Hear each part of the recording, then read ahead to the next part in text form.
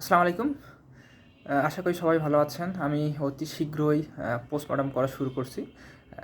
Post-mortem বলতে আবার ভাবিয়েন না যে কোনো মৃত মানুষকে নিয়ে কাটাকাটি করবো বা কোনো পশু পাখিকে নিয়ে কাটাকাটি করবো, এমন কিছু না। এমন কিছু হচ্ছে না। সেটা হচ্ছে আমরা দেশীয় ফল নিয়ে পোস্টমর্টম করব। বিভিন্ন তথ্য উপাত্তের আলোকে আমরা বিচার বিশ্লেষণ করে দেখব যে আমাদের দেশীয় ফলগুলো আসলে আমাদের মানবদেহের জন্য কতটা উপকারী। আর আমাদের দেশীয় ফলগুলো অনেক সহজলভ্য এবং খুব কম মূল্যে পাওয়া যায় বলে আমরা গুরুত্ব দিতে চাই না যে এটা তো খুব সহজেই আমার বাড়ি আনাচে কানাচেই পাওয়া যায়। আমরা খেতেই চাই না। খুবই কম গুরুত্ব দিই। হ্যাঁ, মানে একটা প্রবাদ আছে না যে পাশের বাড়ির ভাবি সুন্দর, যতই নিজের আপনার স্ত্রী সুন্দর হোক না কেন, পাশের বাড়ির ভাবি সুন্দর লাগে। যাই হোক, জোকস পার্ট, আমরা কিন্তু এই দেশি ফলের তুলনায় বিদেশি যে ফলগুলো আছে সেগুলোকেই প্রাধান্য বেশি দিই। বিদেশি আপেল আঙ্গুর বলেন, বিলাতি গাব বলেন থেকে শুরু করে মানে বিদেশি শব্দটা আসলেই আমাদের মাথায় কাজ করে একটা পশ পশ ভাব। না, এখানে অনেক কিছু ভালো আছে। বিদেশি মানেই খুব চাকচিক্য ভালো, বিদেশি মানে অবশ্যই ভালো কিছু হবে, পুষ্টিগুণে ভরা হবে। এটা খেলে একবার এই বিদেশি ফল খেলে 1 মাস আমার আর অন্য কোনো ফল খেতে হবে না, এমন একটা আমাদের মনে একটা সুপ্ত একটা বাসনা জাগে।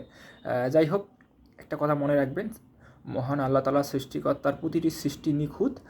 আমাদের দেশে, আমাদের এই বাংলাদেশে যে দেশীয় যে ফলগুলো আছে, কেন এই ফলগুলোই তিনি দিয়েছেন, কেন অন্য ফলগুলো দেননি, অবশ্যই এর একটা ভালো ব্যাখ্যা আছে। এবং কেন তিনি এই আমাদের দেশে এই দেশীয় ফলগুলো দিয়েছেন। এবং এই দেখবেন যে আমাদের দেশের যে পেয়ারাটা ইন্ডিয়ান পেয়ারাটা, দুটার মধ্যে অনেক পার্থক্য আছে। স্বাদের পার্থক্য, পুষ্টিগুণের পার্থক্য। এই পার্থক্যগুলো কেন আছে? অবশ্যই এর পিছনে একটা কারণ আছে।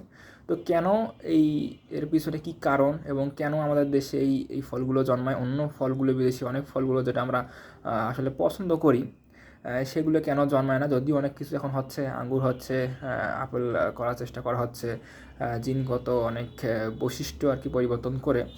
কিন্তু এসবের ফলগুলো আমাদের জন্য কতটা আমাদের শরীরে একটা প্রভাব রাখবে, মানে পুষ্টিগুণ প্রভাব রাখবে, কী হতে পারে না হতে পারে, এসব নিয়ে আমরা খুব শীঘ্রই আলোচনা করব। তো যদি আপনার শরীর নিয়ে যদি আপনি সচেতন হয়ে থাকেন, যদি আপনি সুস্থ দেহ নিয়ে, মানে সুস্থ আসলে সুস্থ শরীর সুস্থ না থাকলে মন সুস্থ থাকে না, কাজের প্রতি ভালোবাসা জন্মায় না।